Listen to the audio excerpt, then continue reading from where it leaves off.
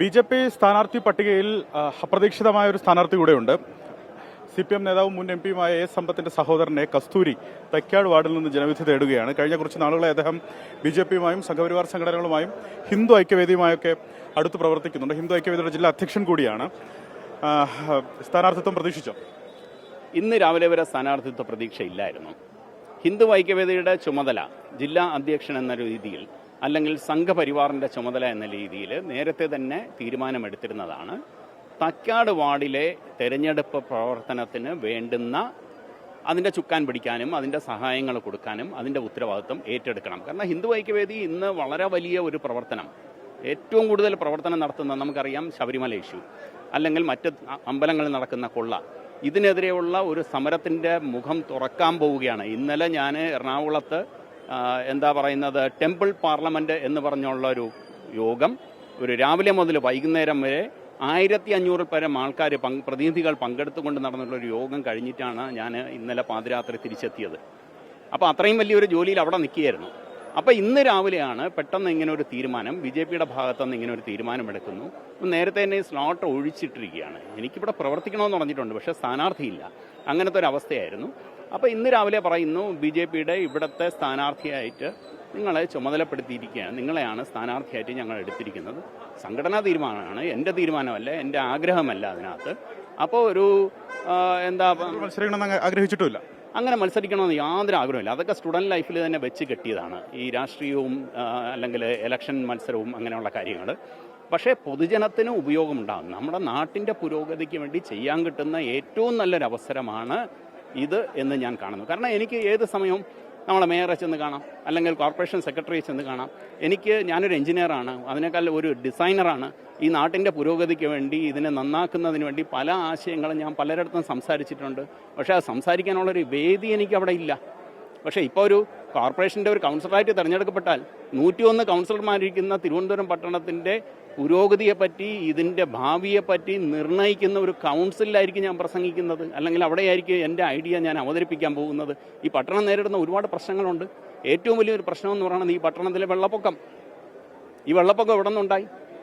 ഈ തിരുവനന്തപുരം പട്ടണം അനന്തപുരി നിർമ്മിക്കുമ്പോൾ ഈ പട്ടണം ഉണ്ടാകുമ്പോൾ ഈ പട്ടണത്തിൽ വെള്ളപ്പൊക്കം ഉണ്ടാകാതിരിക്കാൻ വേണ്ടിയുള്ള മാൻമെയ്ഡ് കനാൽസ് ഉണ്ടാക്കിയ ഡ്രെയിൻ സിസ്റ്റം ഉള്ളൊരു പട്ടണമാണ്.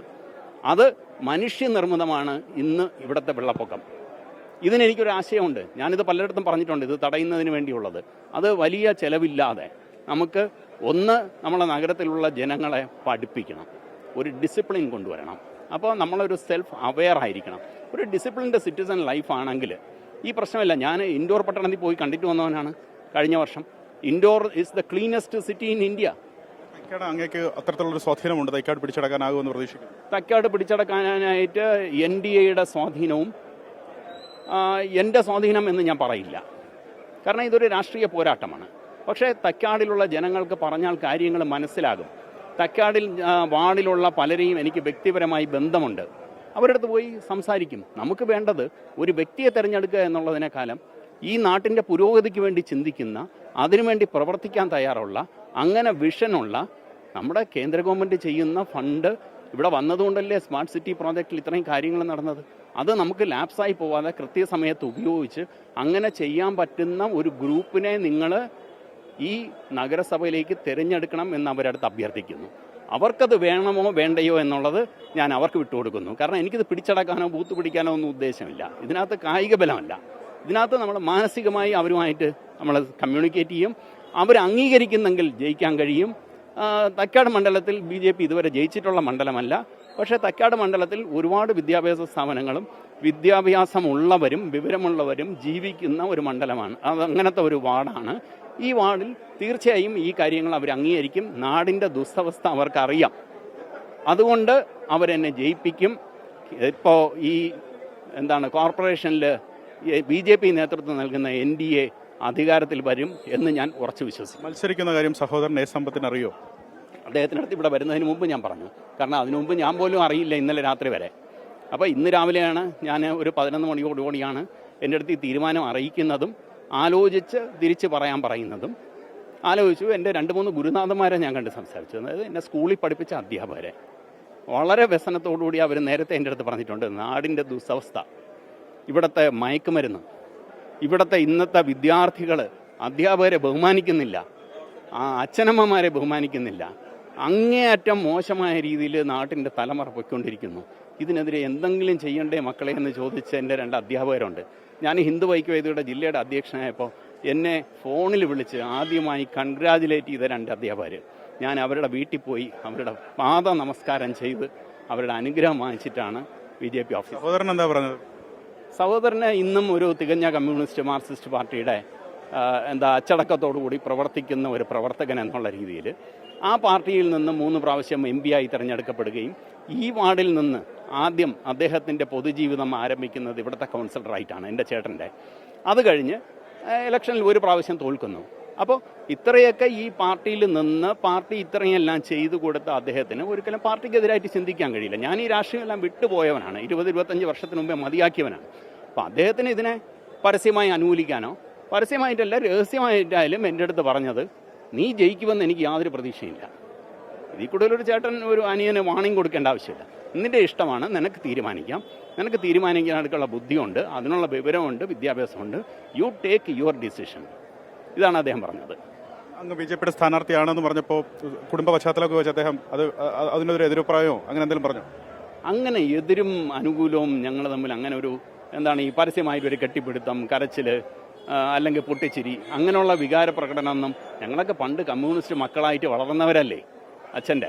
അച്ഛൻ അങ്ങനെ ഒരിക്കലും ഞങ്ങളെ പഠിപ്പിച്ചിട്ടില്ല, അച്ഛൻ അങ്ങനെ ചെയ്തിട്ടില്ല. അതുകൊണ്ട് ഞങ്ങൾ അങ്ങനെ ഒരു ഇമോഷണലൊന്നും ആവാറില്ല. പക്ഷേ ഉള്ള ഫാക്റ്റ്, അദ്ദേഹത്തിന് എന്താണോ റീഡിങ്, അദ്ദേഹം ആ റീഡിങ് എൻ്റെ അടുത്ത് തുറന്നു പറഞ്ഞു, എനിക്ക് തീരുമാനമെടുക്കാം. അപ്പം ഞാനും ആലോചിച്ച് തന്നെയല്ലേ തീരുമാനം എടുത്തത് നേരത്തെ, എന്നിട്ടല്ലേ അദ്ദേഹത്തിൻ്റെ അടുത്ത് പോയുള്ളൂ. അല്ലാതെ എന്നെ BJPക്കാർ സ്ഥാനാർത്ഥിയാക്കാൻ വരുന്നു, ചേട്ടാ ഞാൻ നിൽക്കട്ടോ എന്ന് പറഞ്ഞ് ഒരിക്കലും ചെന്ന് ചോദിക്കാൻ പാടില്ല.